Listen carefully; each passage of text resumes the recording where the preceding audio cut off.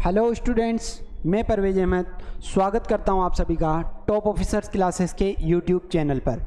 इससे पहले वाले सेशन में हमने क्लास 11 चैप्टर 1 के बारे में डिस्कस कर लिया था और उसमें हम डायमेंशन फार्मूला और डायमेंशन इक्वेशन तक बात कर ली थी हमने। आज हम उसी सीरीज को आगे बढ़ाते हुए कुछ सूत्र हैं जिनके बारे में हमें नॉलेज तो है लेकिन उनकी विमीय सूत्र हमें नहीं पता, तो उनकी विमीय सूत्र को हम यहाँ एक बार अगर चर्चा कर लेंगे, डिटेल से देख लेंगे तो आगे आने वाली क्लासेस में हमें दिक्कत नहीं आएगी। तो हम देखते हैं विमीय सूत्र।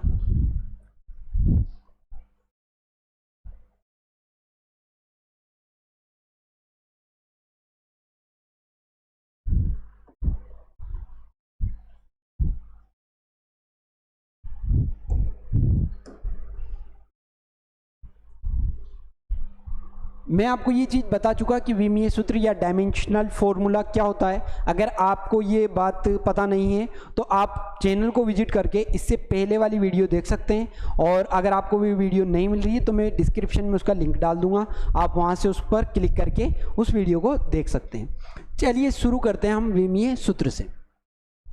मैंने इसका एक एग्जाम्पल दिया था आपको, जैसे चाल बराबर होता है, क्या होता है चाल बराबर दूरी बटा समय। अब दूरी को किस में नापते हैं हम, लंबाई में, और समय को टी में। तो यहाँ से हमारे पास जो विमीय सूत्र आता है वो आता है m l t। तो m की पावर 0, l की पावर 1 और t की पावर -1। ये हमारे पास विमीय सूत्र देखने को मिलता है।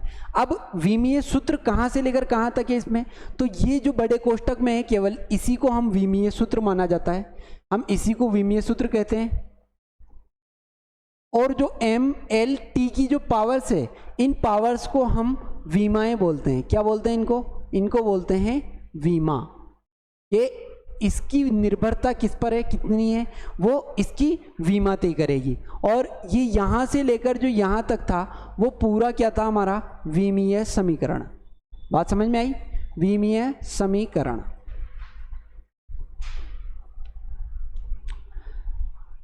ये बात हमने पिछली क्लास में देख ली थी।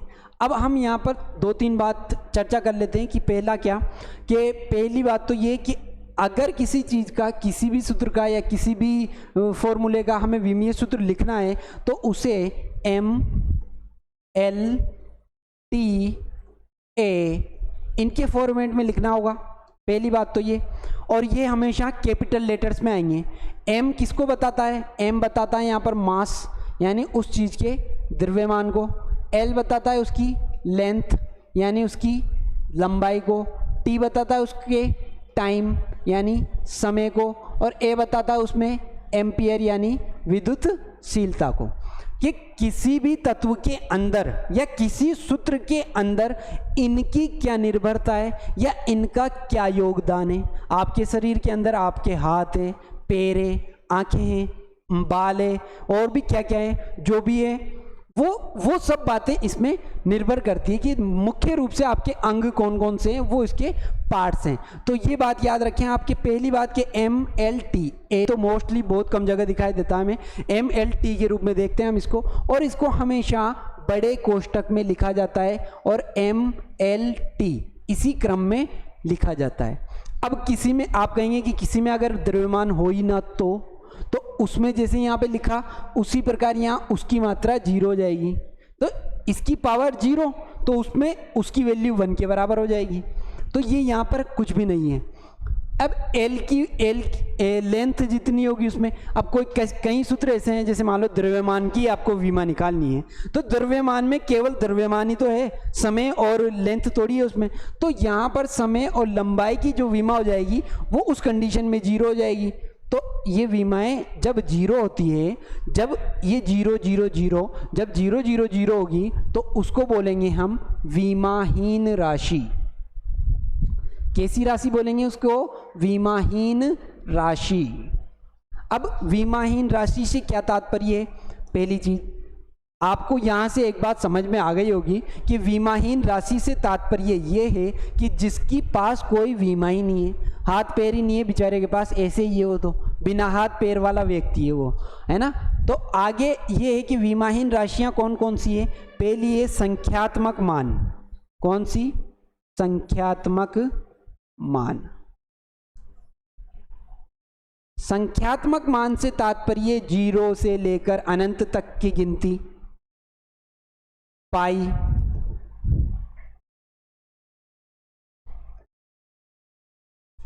पाई या अन्य कोई संख्यात्मक मान जैसे 2/3 या 5/4 या ऐसी कोई भी राशि जिनमें संख्या आ रही है, वो सब कैसी होगी? ये होगी, ये विमाहीन राशि होगी। दूसरी हमारी त्रिकोणमितीय राशियां, त्रिकोणमितीय राशियां।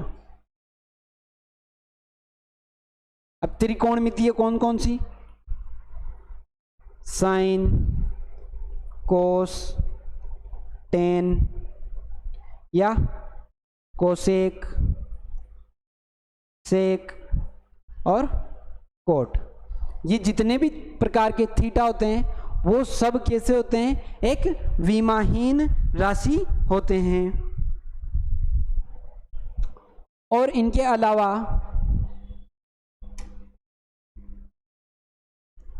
पूरक भौतिक राशियां, पूरक भौतिक राशियां। भौतिक राशियां हमने दो तरीके की देखी थी, मूल भौतिक राशियां और व्युत्पन्न भौतिक राशियां। जब मूल भौतिक राशियां 7 देख ली थी, उसके बाद 2 पूरक भौतिक राशियां देखी थी, जिसे रेडियन और स्टेरेडियन में नापा जाता है। ठोस कोण और एक समतल कोण के नाम से उन्हें जाना जाता है। वो भी जिन्हें थीटा में नापा जाएगा या कोण या रेडियन या स्टेरेडियन जिसे बोलते हैं,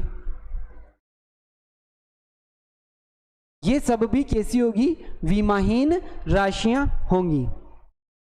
अब यहां पर हम बात कर लेते हैं कि विमा बनानी कैसी है। जैसे हमें किसी चीज का हमारे पास सूत्र ऑलरेडी है, तो उससे हम ये कैसे पता करें कि इसकी विमाएं क्या क्या है। चलिए शुरू करते हैं लंबाई से। हमारे पास है जैसे लंबाई, तो लंबाई में केवल और केवल एक लेंथ लंबाई आती है। दूरी मापते हैं तो लंबाई में मापते हैं, तो लंबाई में केवल l⁻⁴ तो यहां पर इसकी जो विमा हो जाएगी वो हो जाएगी m0 l1 t0। कि लंबाई में केवल और केवल लंबाई आ रही है, न द्रव्यमान आ रहा न समय आ रहा, तो यहां से हमारे पास लंबाई की विमा m0 l1 t0 हो जाएगी। दूसरी चीज हम देखते हैं कि क्षेत्रफल।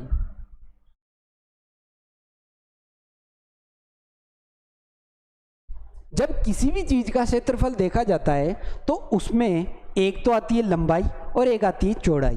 अब चौड़ाई को द्रव्यमान में तो नहीं नापते, चौड़ाई को भी लंबाई में ही नापा जाता है, ऊंचाई को भी लंबाई में ही नापा जाता है। तो क्षेत्रफल का जो फॉर्मूला हम देखते हैं वो लंबाई गुणा लंबाई के हिसाब से होता है, लंबाई गुणा चौड़ाई होता है। लेकिन चौड़ाई को मापा किस में जाता है? हम यहाँ पर माप ले रहे हैं, तो यहाँ लंबाई गुणा लंबाई के हिसाब से लंबाई की जो पावर हो जाएगी वो 2 हो जाएगी। और यहाँ पर हमारे पास इसका विमीय सूत्र m0 l2 और t⁻0 यहाँ पर इसका क्षेत्रफल का विमीय सूत्र देखने को मिलेगा। इसी प्रकार हम देखते हैं आयतन का। तो आयतन में क्या होता है? लंबाई गुणा चौड़ाई गुणा ऊंचाई। अब तीनों क्या है? लंबाई के रूप में ही तो मापा जाएगा उनको, तो यहां पर 3 लंबाइयां आ जाएगी। 3 लंबाई गुणा लंबाई गुणा लंबाई, तो ये कितनी हो गई? लंबाई 3, यानी l⁻³ यहां पर इसकी विमा हो जाएगी। नेक्स्ट है हमारे पास जैसे चाल अथवा वेग। अब कई भौतिक राशियां ऐसी है जिनकी दो या 3 भौतिक राशियां जिनमें समान विमाएं हो सकती है, समान विमाएं हो सकती है, समान मात्रक हो सकता है, तो वो भी हम यहाँ पर इन विमाओं से पता कर सकते हैं कि कौन कौन सी राशियां ऐसी है जिनकी विमाएं समान होती है। जैसे चाल और वेग, इन दोनों की विमाएं क्या होती है? समान होती है। अब चाल का सूत्र क्या होता है हमारे पास? दूरी और वेग का विस्थापन बटा समय। ये दूरी और विस्थापन में डिफरेंस हम आगे की क्लासेस में चर्चा करेंगे। अभी केवल आप इतना समझ लीजिए कि चाल और वेग का फॉर्मूला क्या होता है। चाल के लिए आती है दूरी बटा समय और वेग के लिए आता है विस्थापन बटा समय। अब दूरी या विस्थापन को किस में मापा जाता है? लंबाई में, तो इसका लंबाई का L और समय का T। तो यहाँ से हमें बात पता चली कि इसकी विमा हो जाएगी m0 L1 t की पावर -1। इस चीज़ को यहाँ पर देख लीजिए कि जब कोई राशि नीचे होती है और उसे ऊपर लेके जाया जाता है तो उसकी पावर माइनस में हो जाती है या नेगेटिव हो जाती है। तो इसकी पावर कितनी हो जाएगी? t की पावर -1। तो चाल और वेग की विमा क्या आ जाएगी हमारे पास? m0 L1 t की पावर -1। आगे नेक्स्ट है हमारे पास गुरुत्वीय त्वरण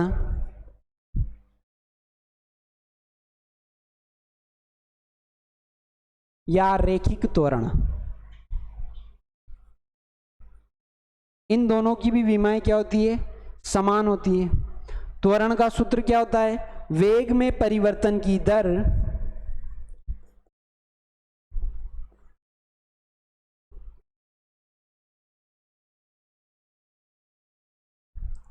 बटा समय।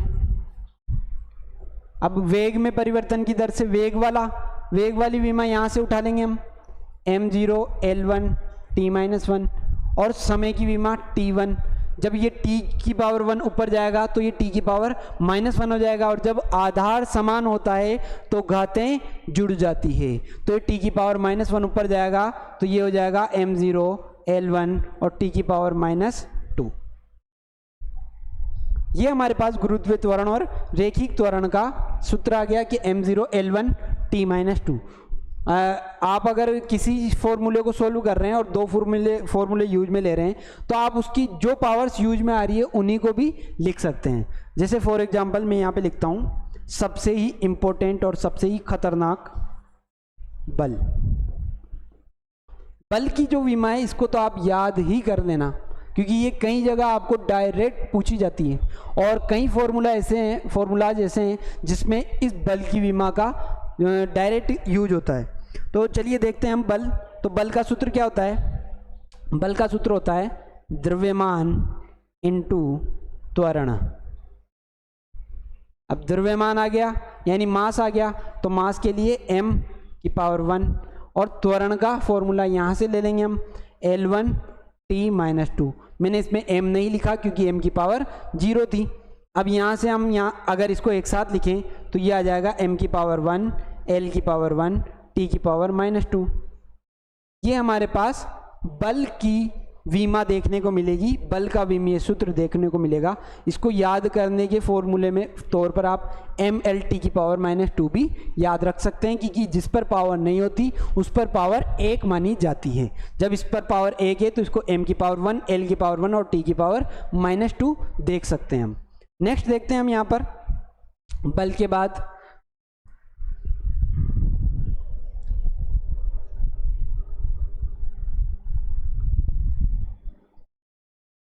नेक्स्ट है रेखीय संवेग।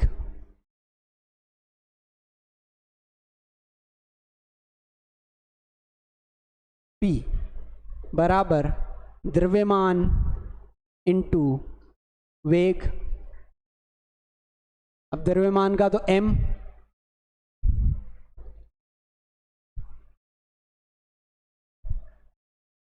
इंटू वेग का दूरी बटा समय के हिसाब से था ही सही L1 और t-1।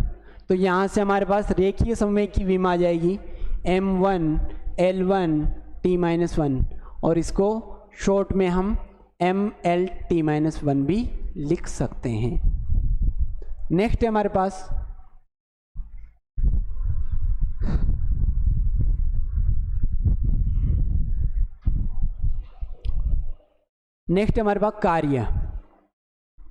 कार्य अथवा ऊर्जा। इन दोनों का भी सेम ही होता है। क्यों बोलते हैं बल इंटू विस्थापन। क्या होता है इसका फॉर्मूला? बल इंटू विस्थापन। अब बल की विमा क्या थी हमारे पास?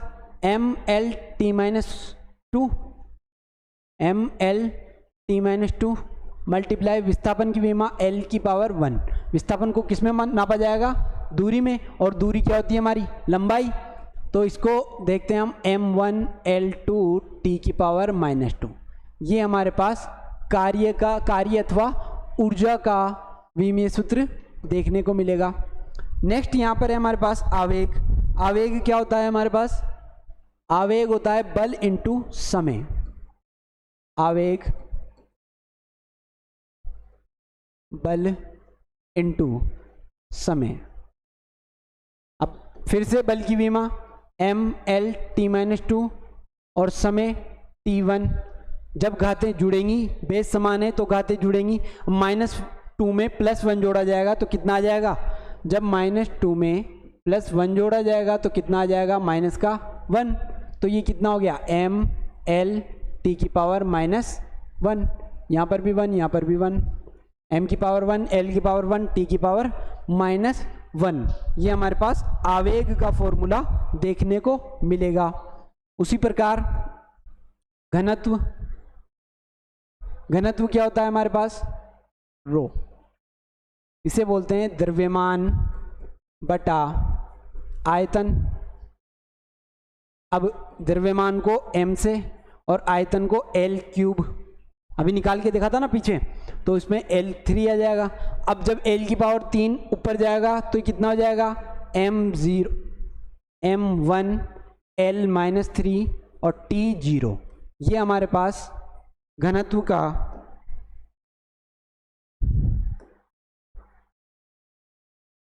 घनत्व की विमा देखने को मिलेगी कि m1 L-3 T0। उसी प्रकार हमारे पास नेक्स्ट है, नेक्स्ट दाब। दाब कहते हैं बल बटे क्षेत्रफल को। एकांक क्षेत्रफल पे लगने वाले बल को क्या कहते हैं? दाब। दाब बराबर बल अपॉन क्षेत्रफल। बल की विमा mL(t-2) अपॉन क्षेत्रफल की विमा L2। यही थी mL(t-2) और L2। अब ये नीचे वाली चीज़ जब ऊपर जाएगी तो ये माइनस में हो जाएगी, और जब ऊपर जाएगी तो ये हो जाएगी mL1(t-2) मल्टीप्लाई L-2। अब जब +1 में -2 जोड़ा जाएगा तो कितनी आ जाएगी? ये इसकी विमा आ जाएगी m1 L-1 T-2। m1 L-1 और T-2, यहाँ पर इसकी विमा देखने को मिलेगी। नेक्स्ट है कोई कोण, कोण थीटा। इसकी विमा कितनी होती है? तो कोण कैसे निकाला जाता है आपको पता है? कि जैसे ये हमारे पास एक वृत्त है, ये क्या है? कोण है। अब कोण निकालने के लिए क्या करते हैं हम? एक सूत्र लगाते हैं, कोण थीटा बराबर चाप आर्क बटे रेडियस या त्रिज्या। ठीक है। अब चाप को किस में नापा जाता है? लंबाई में। दूरी तो है ना चाप, यहाँ से लेकर यहाँ तक की दूरी, ये यहाँ से लेकर यहाँ तक की दूरी, दूरी क्या हो गई? चाप। और इसी प्रकार त्रिज्या, यहाँ से लेकर यहाँ तक की दूरी, तो इसको भी किस में नापा जाएगा? लंबाई में। तो लंबाई से लंबाई ऑलरेडी ही कैंसिल हो जाएगी, तो इसमें जो विमा आएगी वो आएगी m0 L0 T0। यहाँ से एक बात सामने आई हमारे पास कि कोण एक कैसी राशि है? विमाहीन राशि है। विमाहीन राशि, लेकिन कोण मात्रकहीन राशि नहीं है। कोण का मात्रक हमने देखा था क्या होता है? कोण का मात्रक होता है रेडियन या स्टेरेडियन।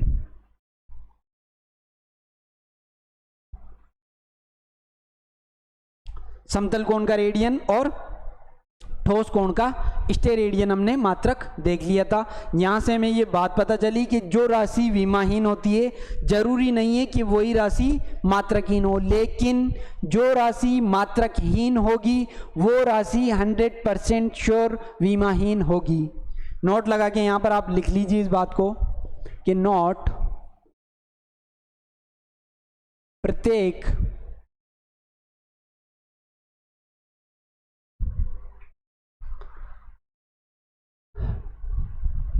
मात्रकहीन राशि, मात्रकहीन राशि विमाहीन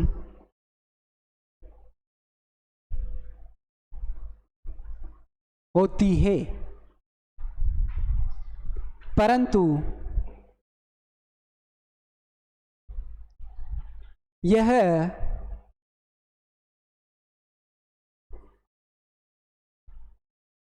आवश्यक नहीं है कि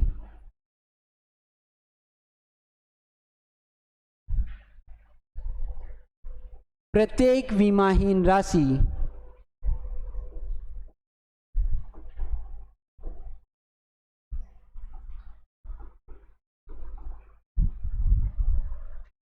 मात्रकहीन भी हो,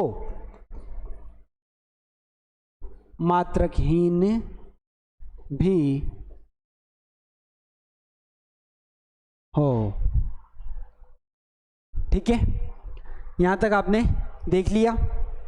एक बार हम यहां से देख लेते हैं हमने आज क्या क्या देखा। तो हमने यहाँ पर विमीय सूत्र के बारे में देखा कि विमीय सूत्र को कैसे लिखा जाता है, कौन कौन सी राशियाँ विमाहीन होती है और किनको विमाहीन राशियाँ बोला जाता है। फिर उसके बाद हमने विमीय सूत्र निकालने की ट्रिक देखी कि विमीय सूत्र कैसे निकाले जाते हैं, और यहाँ पर कुछ एक स्पेशल विमीय सूत्र भी देखे, और उसमें मैंने बल वाले विमीय सूत्र को आपको इम्पोर्टेंट बताया, क्योंकि बल वाला जो विमीय सूत्र है हमारे आगे आने वाले 2 या 3 जो सूत्र हैं, और कई सूत्र ऐसे हैं जिनमें बल की विमा के साथ ही हमें विमा निकालनी होती है। इसी वजह से हमें ये देखने को मिला। अगर आप स्क्रीनशॉट लेना चाहते हैं तो आप इसका ले सकते हैं। नेक्स्ट है हमारे पास कि ये और भी कई सारी विमाएँ थी जो हमने यहाँ पर देखी थी, और विमाहीन राशि को यहाँ पर सिद्ध भी किया था कि ये विमाहीन राशि कैसे होती है। और ये बात आपने देख ली कि प्रत्येक मात्रकहीन राशि विमाहीन होती है, लेकिन ये जरूरी नहीं कि विमाहीन राशि प्रत्येक मात्रकहीन राशि विमाहीन होती है, लेकिन जरूरी नहीं कि विमाहीन राशि मात्रकहीन हो, क्योंकि हमने कोण को देख लिया कि कोण एक कैसी राशि है, विमाहीन राशि है, लेकिन उसमें मात्रक होता है, उसका मात्रक रेडियन या स्टेरेडियन होता है। इसी प्रकार की आगे नेक्स्ट वीडियो हम लेकर आएंगे। आगे हमें जो कक्षाएं होंगी हमारी उनमें हम इससे मापन और इससे रिलेटेड और भी चीज़ें लेकर आएंगे। सार्थक अंक त्रुटियों के बारे में आपसे डिटेल से चर्चा की जाएगी। और इसी प्रकार की वीडियो पाने के लिए चैनल को सब्सक्राइब, वीडियो को लाइक करें। और आपके कोई साथी भाई बंधु अगर 10th पास कर 11th में जा चुके हैं या जाने वाले हैं और साइंस में इंटरेस्ट रखते हैं, फिजिक्स पढ़ने में इंटरेस्ट रखते हैं, फिजिक्स जानने में इंटरेस्ट रखते हैं, तो उन तक इस वीडियो को ज़रूर शेयर करें। Thank you very much.